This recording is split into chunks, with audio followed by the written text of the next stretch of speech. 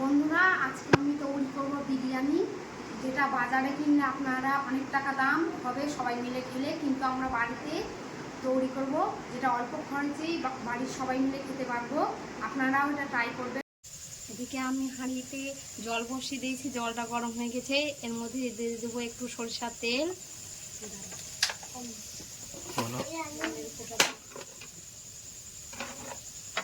সামান্য একটু নুন, আর দিয়ে দেবো এর মধ্যে 4টে দারচিনি, 4টে ফাটিয়ে রাখা এলাচ, 4টে লবঙ্গ আর 2টো তেজপাতা। এবার জলটা ভালো করে ফুটবে। এবার আমরা দিয়ে দেবো বিরিয়ানির চালটা। এবার এটাকে 90% আমি সেদ্ধ করে নেব, ভাত করে নেব। বিরিয়ানির জন্য ভাতটা সিদ্ধ হয়ে গেছে, কি সুন্দর ঝরঝরে হয়েছে। এরপর আমরা ভাতটাকে ভালো করে ছেঁকে নেব। এই দেখুন বন্ধুরা, বিরিয়ানির জন্য ভাতটা কি সুন্দর ঝরঝরে হয়েছে একটা একটা। আমরা এটা 90% সেদ্ধ করে নিয়েছি, সম্পূর্ণ করে নিই, সম্পূর্ণ হলে গলে যেত। এই দেখুন কি সুন্দর ঝরঝরে হয়েছে। বিরিয়ানির জন্য এর মধ্যে দিয়ে দেবো গোটা জিরে পরিমাণ মতো, এখানে দিয়ে দেবো আদা রসুন লঙ্কা পরিমাণ মতো,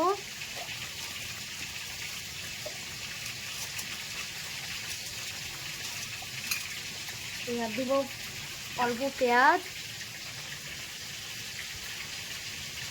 এবার আমরা এটা মশলা বেটে নেব।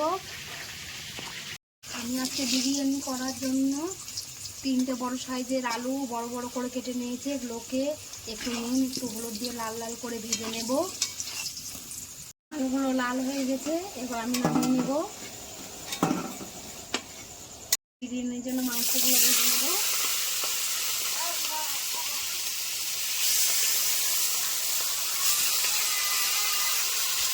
এদিকে আমাদের বিরিয়ানি করার জন্য মাংসগুলো লাল লাল করে ভাজা হয়ে গেছে, এবার আমরা উঠিয়ে নেব। এই দেখুন বন্ধুরা, তেলটা গরম হয়ে গেছে। এর মধ্যে আমরা এবার ফোড়নের জন্য দিয়ে দেবো গোটা জিরে,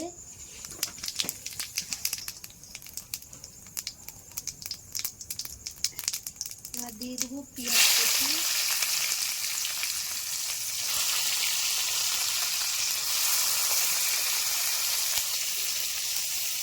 পেঁয়াজটাকে এবার আমরা বন্ধুরা, পেঁয়াজগুলো কি সুন্দর লাল লাল করে ভাজা হয়ে গেছে। এবার আমরা বেরেস্তা করার জন্য অর্ধেক পরিমাণ পেঁয়াজ উঠিয়ে নেব। এখানে আমরা বড় বড় সাইজের 6টা পেঁয়াজ দিয়েছিলাম, অর্ধেক উঠিয়ে নেব। পেস্ট করে রাখা মশলাটা দিয়ে দেবো।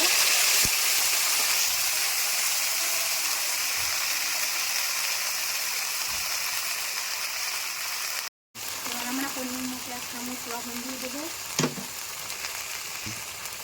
পরিমাণ মতো হলুদ গুঁড়ো দিয়ে দেবো, একটা কুচিয়ে রাখা টমেটো দিয়ে দেবো। এবার মশলাটা আমরা ভালো করে কষিয়ে নেব।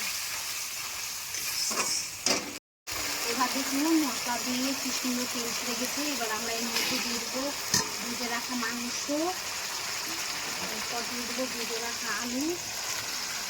এবার এটা ভালো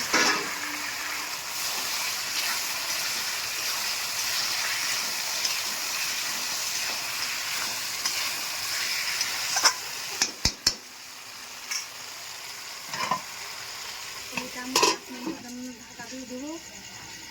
বন্ধুরা, মাংসটা কষানো হয়ে গেছে, দেখুন কি সুন্দর হয়ে গেছে। এবার আমরা এর মধ্যে পরিমাণ মতো অল্প করে জল দিয়ে দেবো সিদ্ধ হওয়ার জন্য।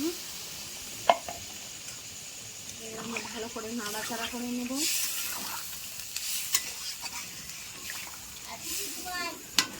এবার এটা আমরা 10 মিনিট সিদ্ধ করার জন্য ঢাকা দিয়ে দেবো। পাতাগুলো দিয়ে দেবো।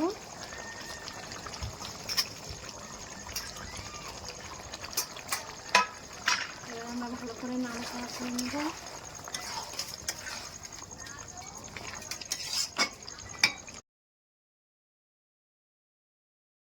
বিরিয়ানির জন্য আমাদের মাংসটা পুরোপুরি রেডি, এরকম থাকবে মাংসটা। এবার আমরা বিরিয়ানিটা তৈরি করে নেব। তার জন্য বিরিয়ানির অর্ধেক চালের ভাতটা এইভাবে ছড়িয়ে দেবো চারিদিকে।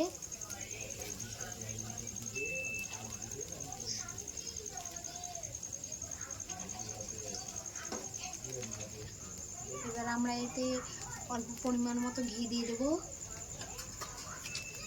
এবার দিয়ে দেবো বিরিয়ানি মশলা।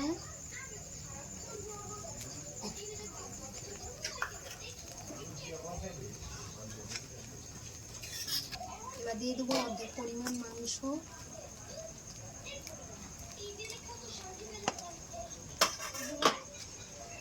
এবার বাকি অর্ধেক চালের ভাতটা আমরা দিয়ে দেবো এর মধ্যে।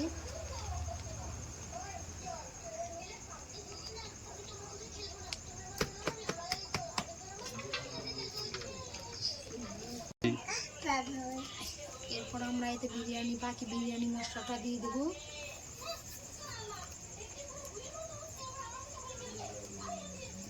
এবার দিয়ে দেবো অল্প পরিমাণ ঘি। এবার দিয়ে দেবো বাকি মাংসটা।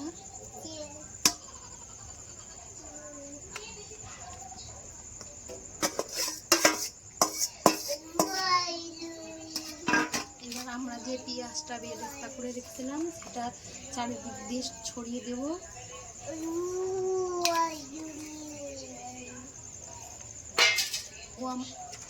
এবার দিয়ে দেবো আমরা অল্প পরিমাণ কেওড়া জল। এবার দিয়ে দেবো বরফ জল।